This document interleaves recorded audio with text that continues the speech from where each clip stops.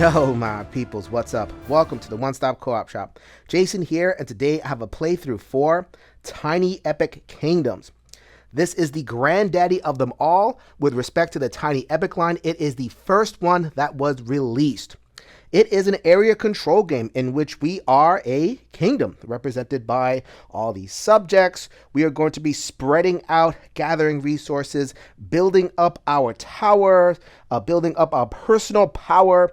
We can level our individual characters as well. I'm going to be doing a solo playthrough today, which was enabled by the Heroes Call expansion, which is this card right here that has the compass on it that will animate the actions of the bot, get in my way, stop me from building all the things that I want to build. The expansion also adds the heroes and towers and a lot of things that you will see on this playthrough. But before we get to all that, let me tell you about the One Stop Co-op Shop. You are now on the YouTube channel. You can help us out very much if you give us a like and a subscribe. Also, while you're here, hop over to the YouTube stream channel and check that one out. Give those videos likes and that channel subscribe as well. You can check out our podcast twice per week. We have game-focused analysis with solo and cooperative games and also special topics and discussions. Over 300 episodes as I record this video with more to come. We also have our Discord, which is an amazing community. It is interesting. A lot of the people care for one another. We're excited about games. We talk about solo and cooperative, new and old. So if you want to join, check out the show notes for a link to our Discord. It is completely free to join. We have our Patreon. If you want to make a contribution, it really helps us keep the tech upgraded, keep the games coming to the table, getting to conventions.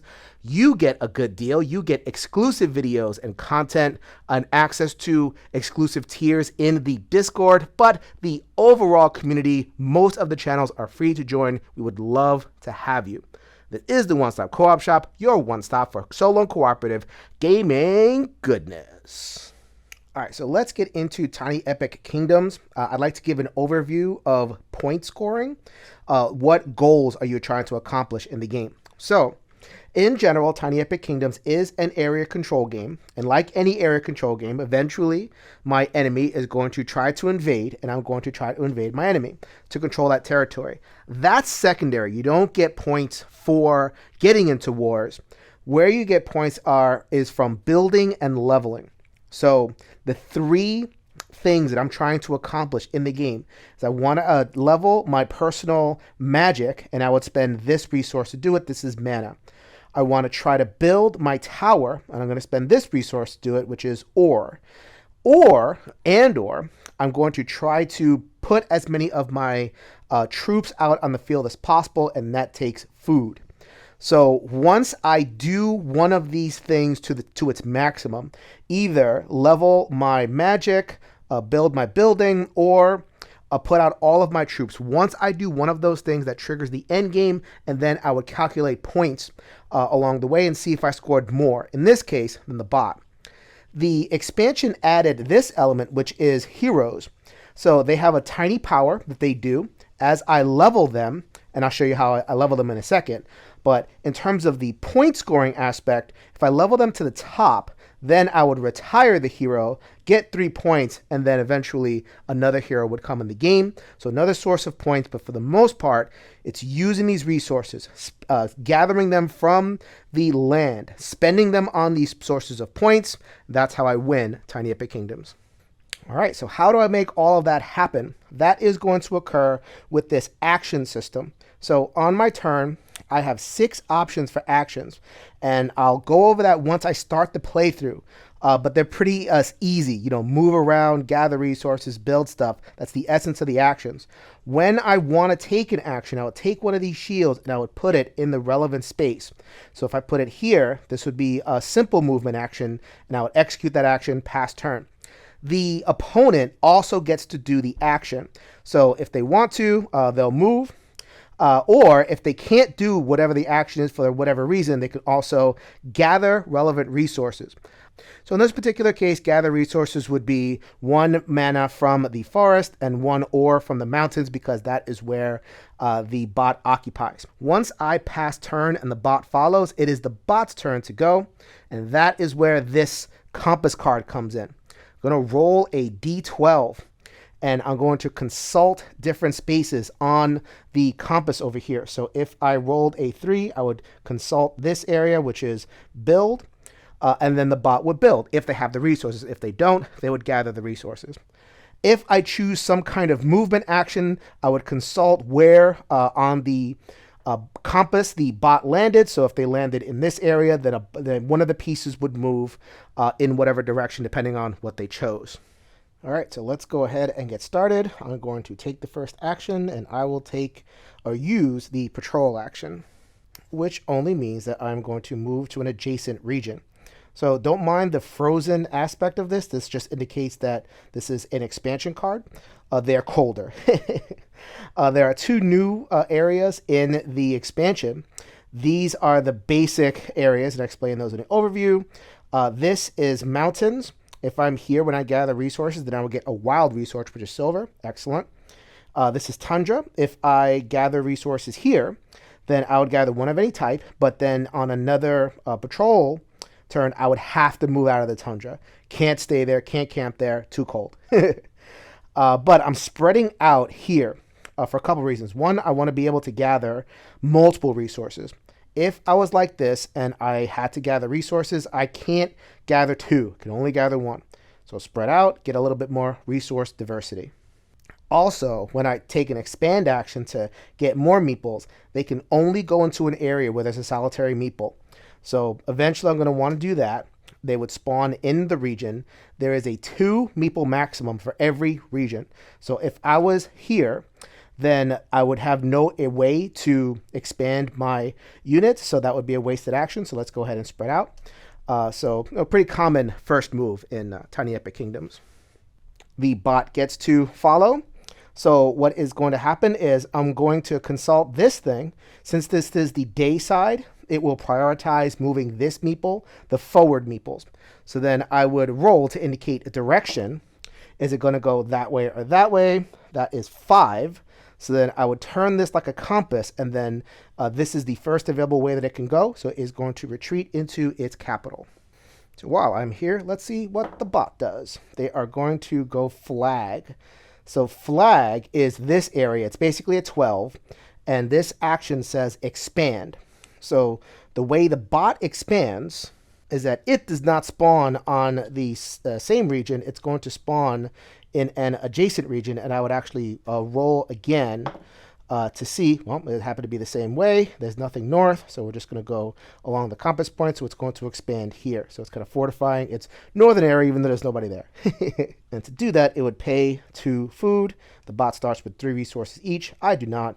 I start with 1, 2, and 3. I'm going to pay the 2 food myself and follow that. And that's why I spread my meeples out. I'm going to go ahead and put a meeple there. All right, it is my turn next, and I am going to research. So here is where the hero comes into play. So I have the priest. What happens with leveling the priest is that I would consult these symbols over here and pay the cost. So because this is a star, I would level the priest during a research action and pay the star. So instead of leveling my personal character, which it would have been cool, this power, it says that you can't start a war with me unless, as long as I have 2 meeples. I have 3. This power is useless. Get out of here. So we're going to pay the 1 meeple, and we're going to level my hero instead. So now my power is, when the action card is cleared, gain 2 resources of my choice, and the other player gains 1. I like that trade. My enemy, the Lionkin, does not have enemies, so they're just going to go ahead and level, pay the 1 resource. When you reach this level, gain 2 fruit. Well, I believe that they get all the benefits of this, so I'm stuck. Let's go ahead and see what the bot does. The bot rolls a 1, which is research. So research is taken to just keep on going. So then trade. So they would put a shield on trade, and the bot has a special trade action that they do. They get 1 resource of all types. So this is where I get to collect resources instead of trading. Trading for a player character would be just like trading 1 resource for another. I have no use for that. So I have 1 mana that I can get and 1 food. So that's what I'm going to go ahead and do. So the last action I'm going to do is quest.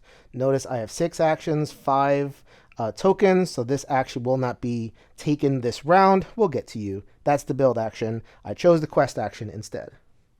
And I am going to be the aggressor, and I'm going to move into this forest that has been very carefully cleared out for me. So I have a feeling that these bots are going to patrol into my area and attack me, but I am ready for it. Reason I did this now at the end of the round, so this is filled, this is going to get cleared, and I'm going to flip this after the bot goes. So the bot in daytime would have a war cost of meeples plus 2. I would have to spend resources equal to meeples plus 2, which would right now would be 6 resources in order to beat this thing. No thank you, but at night, I am a night creature. I would only have to spend 3 in order to beat it. So if you want to do wars against the bot, do them at night. As you can see, the bot cannot quest because they do not occupy areas that are next to their card. So they gather resources instead. Their meeples are positioned on ore and food, so they're going to get 1 ore and 1 food. Also, when you flip the compass card, the bot gets 1 of each resource. You see how formidable the bot is in terms of how many resources it has. At least I get 2 resources because the priest is their 2nd level power will trigger. And I am going to get 1 mana and 1 food. The bot is going to take the first action of the turn. It is expand again. So they are going to expand into the area where they are not. You don't expand into a war area, but they do have that available to them. That's going to be at the cost of 3 food. That's why I got the extra food, so that I can expand and eventually get that sweet silver going. So I'm going to go next. I'm going to take that build action I mentioned last round but didn't take. I am going to discard my 1 ore that I have left, or that I started the game with, and I'm going to build level 1 of my tower. The bot is going to discard 1 of its ore and going to do the same thing. This is part of the Hero's Call expansion. I'm going to build my tower here. If there's a war here, then I spend 1 less than I would ordinarily spend. The bot is going to use the compass to figure out where it builds its tower. It's going to be along the back, and then I roll the die to figure out where along the back. I roll the 9. It's closest to here, so it's going to build this tower. So what the tower does is it gives -1 war cost.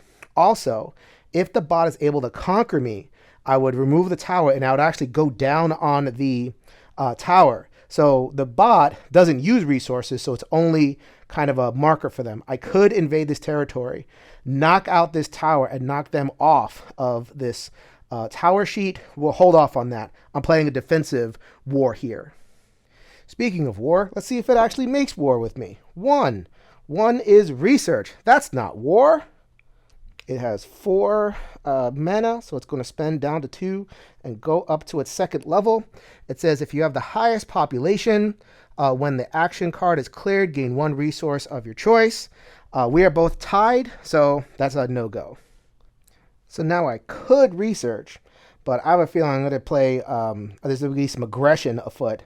So I have meeples in 2 forests, so I'm going to get 2 mana and 1 food. We are loaded for bear. We're going to try to take some fools out.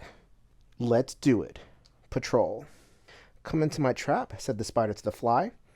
Reason I'm doing that, A, to set up that sweet silver. B, I want them to come into my area with a quest action.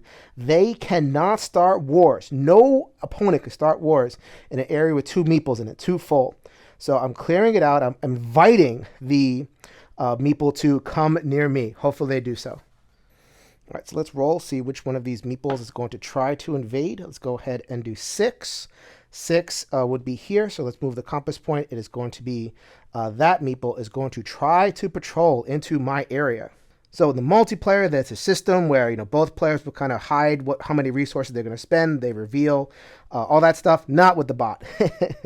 As I said, the war cost is the number of meeples on the area. So that is 4. Since I'm the defender and it is in an area with a tower, it is only 3. So for the purposes of war, mana is worth 2 combat. So I'm going to spend 2. I don't get any change. So 3 is fine. So the bot player has lost. Now, at this point, they would check their food reserves to see if they can retreat. They would have to pay 1 food per unit they have out there in order to be able to execute a successful retreat, they only have 3 food. So they are going to lose this meeple. Ha ha ha ha. I don't get any points for that, but I'm pretty satisfied. All right, so at this point, there's only 2 potential actions the bot can take. It is going to take the expand action. Nope. Research, trade. So they're going to get 1 of each resource. And the card is about to clear, so let's go ahead and just give them another resource of each type. I am not going to trade. I'm going to gather resources. So we have 2 mana, which is fantastic. You see how fantastic mana is for an aggressive strategy. 1 food and 1 silver, which is a wild. I could do anything that I want with it. Also, the priest allows me to gain 2 resources of any. I'm assuming it doesn't mean silver. So let's go ahead and gather 2 food and expand 1 more time. All right, let's begin a new round. Everything is flipped. I am going to expand. I have 4 units on the board. I have 4 food, so let's go ahead and spend all of my food and get another meeple out on the board. I now have 5 meeples out of 7. Once I hit my 7th, that would trigger the endgame. All right, so they are going to replace their fallen meeple with another one, spending 3. Now they're down to 2 food. So this is one of the cases where the rules are very thin and I find them very ambiguous. So I'm probably going to have some rules issues where people are going to comment on them. I find the solo rules in Heroes Call very threadbare. A lot of cases where I don't exactly know what to do. So I'm just going to do the best that I can. I'm flagging that for people right now because I may make a move here or there that isn't the right move for the situation, but I hope that you get enough from the playthrough anyway to figure out what's going on. Let's see what our Intrepid bot does. The bot does a 2, which is trade. For trade, the meeple gains 1 of every resource type. I don't want to trade. I want to gather. I love having lots of mana. I get 2 mana, 1 silver, and 1 food. I have 2 people on the plains, but they only gather 1 time. I am going to research. Finally, I make a little bit of progress on my own research track. It is going to research, going down to 2 and getting to its level 3. I have to watch for that. Hopefully they'll have slowed down a little bit because these last 2 are pretty expensive. What you got for me, bot? 7. 7 is research, trade, build. They are going to build. They're going to spend 2 of their ore, bringing them down to 5 and making a level 2 tower. And this is another ambiguity. The math says that I would prioritize the forward meeple, but I don't know if I should prioritize the forward meeple or roll. I'm just going to go ahead and do the simpler thing, prioritize the forward meeple, and place the tower right there. I am not going to build. Instead, I'm going to gather the resources, go ahead and get 2 more of that precious mana, 1 silver and 1 food. My last action, I'm going to patrol. Like I said, I'd like to avoid initiating war in the daytime if I could help it. I'm going to get a war anyway, but I'm not going to fight 2 wars. So I took a patrol instead of quest. Eventually, I'm going to want to cover my whole area and get resources from this whole card. So I put the bot in a position where it has to patrol into me. So I am going to roll and see what I get. That is a 7. So 7 is going to prioritize this way. So it's going to prioritize this meeple coming in and beginning a war. I have been preparing for just such an eventuality. So the war cost is actually 8, which is pretty significant. But remember, mana was worth 2 in battle. So I get to lower down from 8 to 4. And defeat this one straight up once again because they cannot afford to retreat. They have 3 food. They need 4 to retreat because there's 4 people. Bye-bye. So once again, they are going to gather 1 resource for flipping the compass card. And I, because of my priest, am going to gather 1 star and 1 food. All right, nighttime. It is the bot's action advantage, and they are going to roll a 5, which is... So they actually can't quest. Questing is crossing map tiles. So because there's 2 meeples here, they could not go from here to here. Did that on purpose. They're also not here, so they can't move across either. So what do? Gather resources. Now keep in mind, the bot is the only one that can gather resources on their own turn. I could not take this action on my own turn. So go ahead, enjoy your resources. I will quest and I will take out this garrison over there. The war cost is 3. Gonna spend 2 mana to get that 3. I could not spend this silver. I could spend ore, but I have no ore. Going to once again kind of waste a mana, but I'm getting so much mana, I'm prioritizing it, that I'm not too perturbed by that. So I destroy their tower, and they go down 1 space. This meeple, since there are 3, are going to spend 3 food. 5 minus 3 is 2. They're going to retreat into one of these 2 regions. They are going to retreat 2. So 2 is towards the farm. So they're going to retreat into the farm. Once again, I don't have clarity as to whether 2 meeples can occupy a space like this. It doesn't say it can't, so I'm going to go with that. It's my turn, and I'm going to build. If you are following along on my strategy, you know what was coming. We are going to slowly make a forward front right there. We're going to spend 2 silver to do that and put myself up 1. The bot is also going to spend 2 to replace the tower that has fallen and prioritize the back. So they're going to build their tower there. Let's see what the bot does in response. 11, that's a new one. Quest. I'm looking it up on the forums. It is a strategy to try to bottle in the bot and so that they can't take those relevant actions. So basically forcing the bot into researching and building its way to victory. So that's what this game is turning into. And right now, that capital area does not produce. They can only produce in farmland, which is 3. Or brings them up from 2 to 3. The bot goes, let's see what it does. 8. 8 is trade, which gets them 1 of each resource. I am spamming my forests. Now I am able to get the 3 forests, which gets me 3 mana, which I think is pretty good to get me the win. I finally get an ore, and I get a food.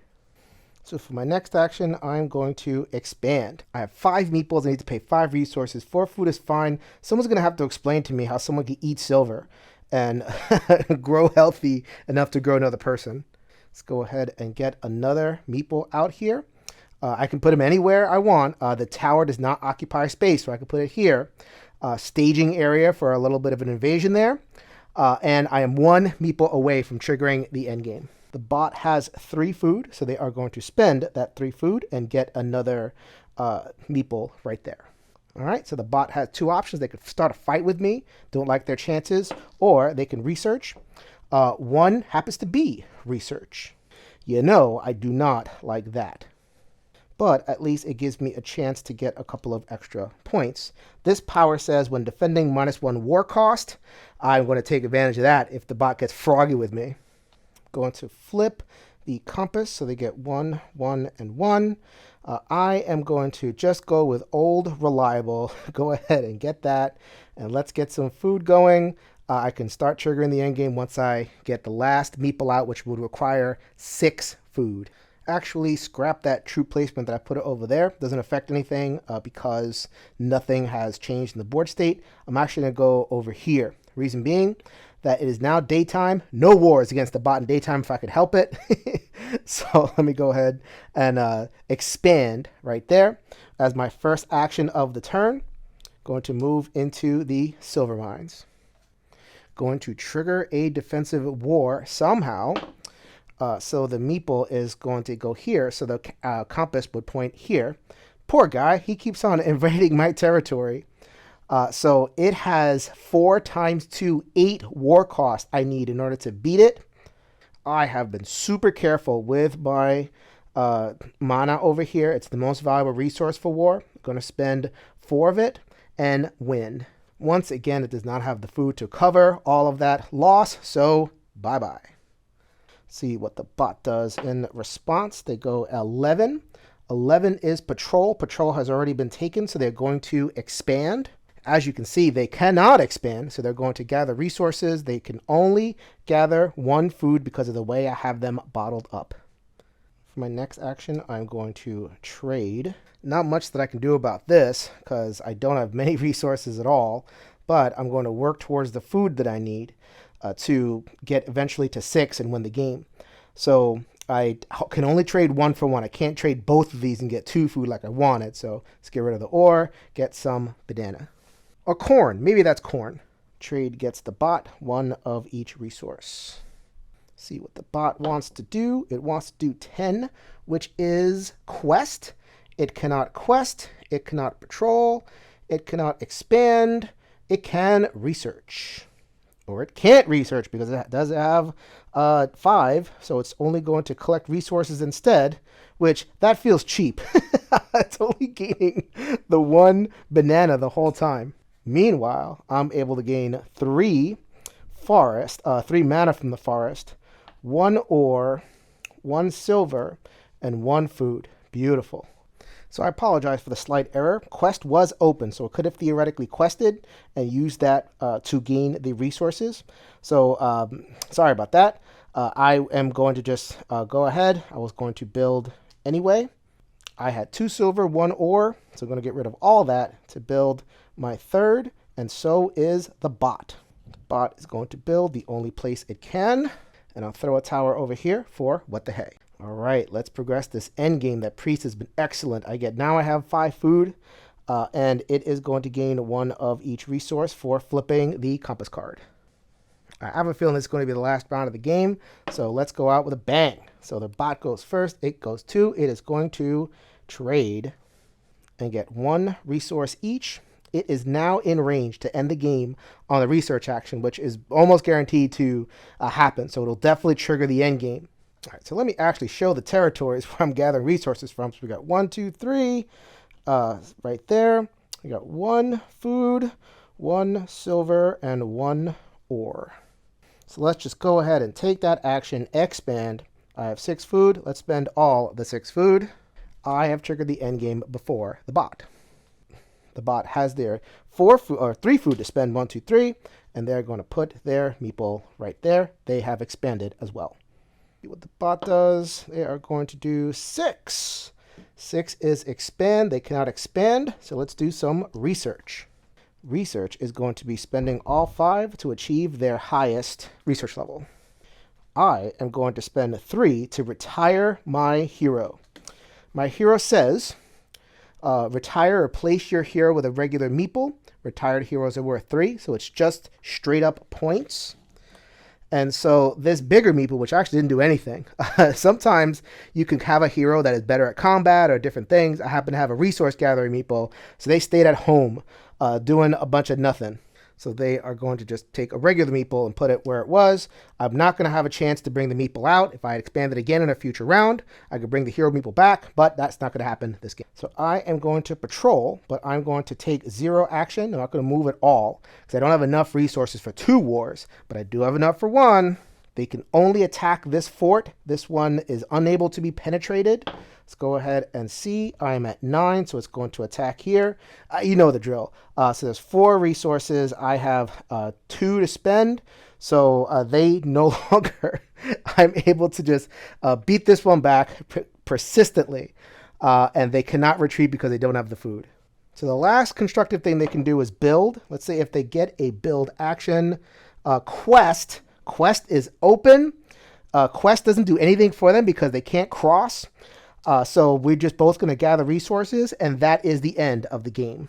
All right, end of game scoring. The bot has 2 points here, 3 points, 1 per meeple, and 5 points for research. They have 10.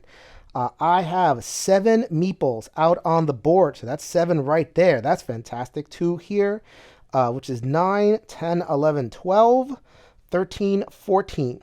So I have beaten the bot 14 to 10. Wasn't that close. But I happened to execute a strat that allowed me to kind of progress forward and use my mana to attract enemies. I was able to kind of judge where the bot was likely to go depending on the layout of the card. So that's kind of, I immediately execute a strat and win. So I think that is probably a weakness of the Heroes Call expansion. Once you get to know the geometry of how the compass operates, it's kind of easy to figure out what the bot's going to do. Now, having said that, I may have interpreted a couple things wrong with the compass. If I did, then It just so happens that the rules for the moving the bot are going to be pretty stable anyway. So whatever the rule is, I hope I played the right one, but if it's another rule, just go along with that and react to the bot that way. So there are ways to make it more difficult, have the bot start with more resources, etc. So just wanted to give you a sense of how this played. At the end of the day, that's what this is all about. Hopefully you have a good sense of Tiny Epic Kingdoms Heroes Call. This is Jason with the One Stop Co-op Shop, reminding you that we will see you at the next stop.